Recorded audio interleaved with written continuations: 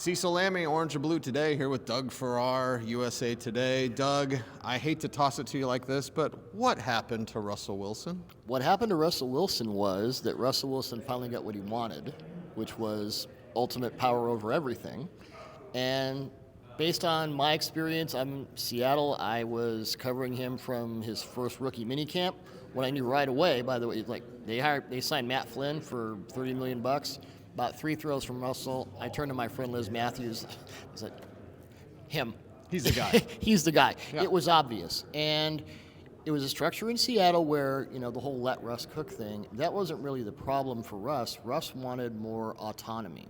And there were times with Seattle where even his offensive coaches would say, we're game planning, we don't really need you here. So I think it was too restrictive. I think when Russ got this opportunity with, I don't want to say a weak head coach or a non-dominant head coach in Hackett, but it was just different. And I think Russ got a little too much freedom, and I think he's a guy who needs to be coached hard. So then you bring in Sean Payton. Well, that sounds perfect, right? Exactly, except that Payton is very much he wants his system run because his system is beautiful. We all know this. He's one of the best offensive schemers of his generation. And he had the perfect instrument in Drew Brees. It was like, Hendricks with the perfect strap. It's all there. Russell's going to run Russell's offense. That's kind of who he is. And right. You can either build around that and say, okay, these are the things you do, play action, boot, explosive plays, whatever. You can do that, or you can kind of do a square peg in a round hole thing. And Sean Payton's been around a long time. He's done this very well for a lot of years. He's not going to cede that sort of autonomy to any quarterback, not even Drew Brees, who's a straight shot first ballot Hall of Famer. So he's not going to do it for Russ. So I think you have an extemporaneous quarterback in a system that has to be adhered to really hard. I don't know how. I mean, Russell's got talent, Payton's got talent. Right. It just doesn't always work. Right. So I think that's where it went wrong. What I've said locally is Russell Wilson can still play. Sure. He just can't play with Sean Payton. No. So then the No, question he becomes. had good moments. I mean, he's not washed. Right. He still So shows is it Atlanta? Is it Pittsburgh?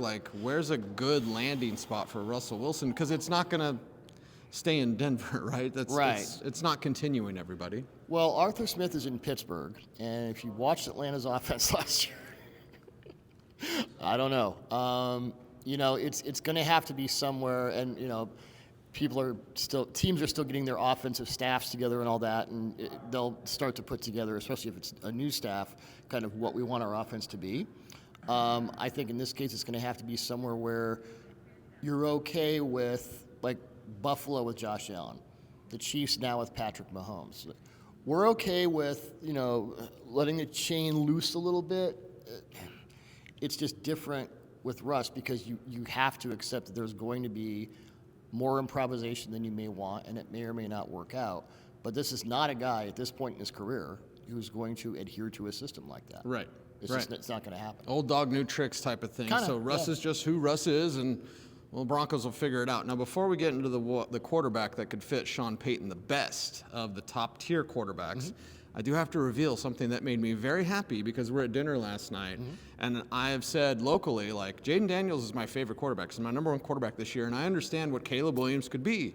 And you and I give the fist bump because guess what? You are a quarterback guru evaluator, and your number one quarterback, you're a film study guru. Your number one quarterback to whatever degree that's true, it's Jaden Daniels. Jaden Daniels is my QB1. So tell everybody why.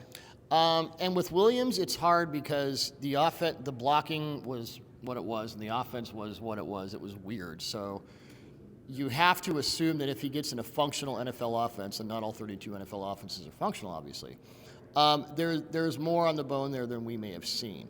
But with Daniels, I'm looking at a guy who, the deep balls are gorgeous. He's got Lamar-level running ability. What's not to like? He's just, and I got to watch tape with him the day before he won the Heisman. So we're going over the concepts and kind of what he's thinking when he's throwing. So I have a little more, he's the only quarterback I watched tape with this year. So I have a little more insight into how he processes. So maybe that helps my eval.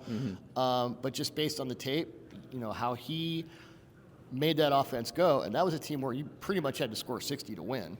It was like Big 12 after dark, and he was always getting it done. 90 explosive plays. Yeah. 90. Best fade ball thrower I've seen since peak Tom Brady. Joe Burrow's number of explosive plays in more games, by the way, was 78. Yeah. So 90 explosive plays, including running and passing, Right. from Jaden Daniels. Right, and Burrow's mobile, best pocket mover in the game today. Yeah, But yeah. this guy, I mean, he is a track meet. He's a track meet with an elite level arm. Okay. It's tough to beat. Right. It is tough to beat. It's going to be fun to watch in the NFL. So, to Sean Payton, finding his new quarterback, the connections to J.J. McCarthy are rumored. There's plenty of rumblings about Drake May. Who do you like specifically for Sean Payton? I think McCarthy would be a really good fit.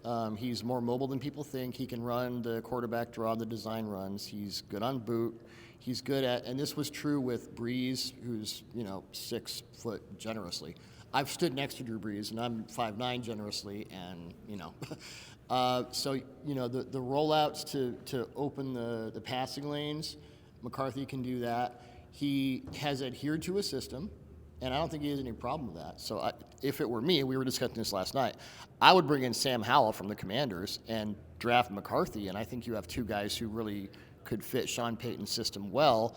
And that's the thing. It is not the quarterback. It is the system. That's the way it's going to be. Yeah, the dirty secret in the NFL is it's all about fit. Yeah. So why do teams get that wrong so many times? Because I can fix him. I'm a genius. I can fix him. George Payton the other day said the first-round quarterbacks, I mean, there's a lot of misses. Yeah, well, there's a lot of misses in second round, third round, fourth, fifth, sixth, But I seventh can round. fix him. Yeah, of course. I can fix him. I can take the things that aren't working and I can make them work. The Because egos I can- on the field are one thing. Yes. The egos upstairs, larger. Because I is a football genius, so I can fix him. That's how it works. You In know Sean that. Payton's system, the sail concepts, we didn't see that last year. No. I want to see sail concepts. I want to see slants. Yeah. I want to see cover two beaters. Like, I want to see Sean Payton do his thing. Go watch Daniels throw corner routes again. It's Yeah, it's a it's thing of beauty. it's a happy thing. Super fast. How fast can McCarthy get on the field? Because that's the thing with JJ. I don't have a first-round grade on him. No. Neither does Dane Brugler of The Athletic, No. who is fantastic when I it would comes say to draft mid-second, study. and I like him. I mean, I Yeah. just he's. Haven't seen enough. The arm is limited. It can get better. Breeze did not have a big arm in college. Brady did not have a big arm in college. Right, You get an NFL conditioning program and it works. So how fast until JJ's ready to start? Because if it's Sam Howell and JJ McCarthy, that sounds pretty good. Yeah. And McCarthy could have a redshirt year. Right. But if it's not Sam Howell, if it's Jarrett Stidham and JJ McCarthy, I kind of want Right. JJ out there faster. Well, the thing about McCarthy is, and I know this, Jim Harbaugh is a great quarterback. He is also brutal on his quarterbacks. You have to walk through fire to get done what he got done. So I don't worry about him being coached hard. This is not a Russell situation. As soon as he can pick up the offense, which is complex, and Michigan's offense was complex to a point, maybe mid-season, maybe he redshirts, maybe he's like Mahomes and he does, starts one game in his rookie year and he goes on from there. The thing about Howell, and we've talked about this, he's also very coachable, and he's run a lot of the concepts that Payton likes. So maybe it's halfway through the season, maybe Howell blows up because, I think he's got the talent to do that.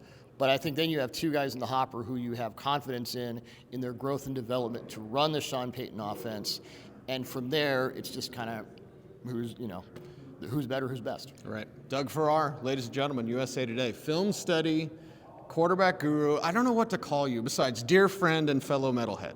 Exactly. Well, Lakewood in the house. I grew up there. Yeah. Yeah. Colorado's finest. Yes. Doug Farrar. Thanks, Doug. Thank you. Orange and blue today. Stay frosty.